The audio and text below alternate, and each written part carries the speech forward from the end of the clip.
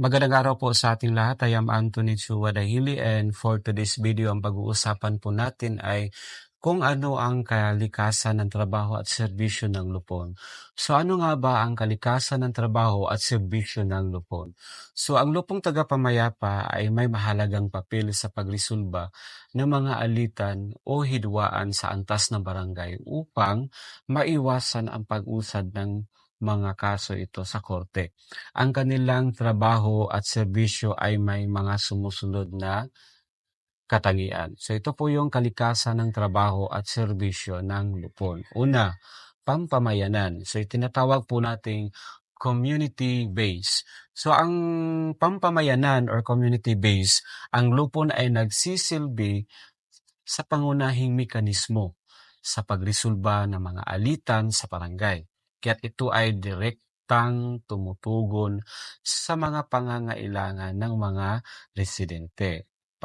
Pangalawa, ito po yung tinatawag nating pangkapayapaan or tinatawag nating conciliatory in nature. So ang pangunahing lupon ay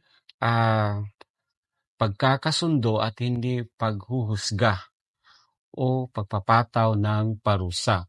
So binibigyan na diin ito ang pag-uusap, pagpapaliwanag at pagbuo ng kasunduan sa pagitan ng mga nakaalitan. So pangatlo, ito po yung tinatawag nating deformal. So informal process.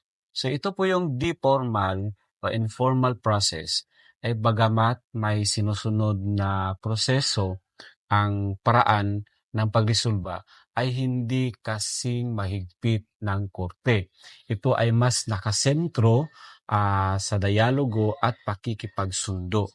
Pang-apat, itong tinatawag nating pangunahing solusyon or primary dispute resolution. So ang lupon ay nagsisilbi unang hakbang sa pagdisolba ng di pagkakaunawaan bago ito dalhin sa mas mataas na antas tulad ng municipal city trial court. Panglima, ito po yung tinatawag nating voluntaryo or voluntary service. Bagamat may kakaakibat na responsibilidad ang mga membro ng lupon, ay kadalasang naglilingkod sa kanilang barangay ng may malasakit at walang tiyak na sweldo. Pang-anim, pagsunod sa batas o yung tinatawag nating legal basis. Ang kanilang mga gawain ay alinsunod sa katarungang pambarangay law na itinakda sa ilalim ng Republic Act 7160 o Local Government Code of 1991. Halimbawa, ng mga serbisyo ng lupon, pagpapatawag ng pagpupulong upang pag-usapan ang hidwaan, pagpapadali ng pag-uusap sa pagitan ng mga nag-aalitan upang makabuo ng kasunduan, paggawa ng konsultasyon o paggawa ng kasulatan na naglalaman ng nakapagkasunduang solusyon sa problema.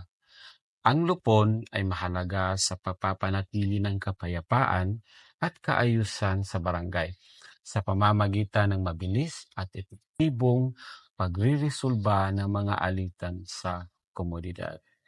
So ito po yung inyong lingkod, Anthony Chua Dahili, and known as Telton po dito sa social media, and a former punong barangay po sa aming barangay. And magandang araw po sa ating lahat.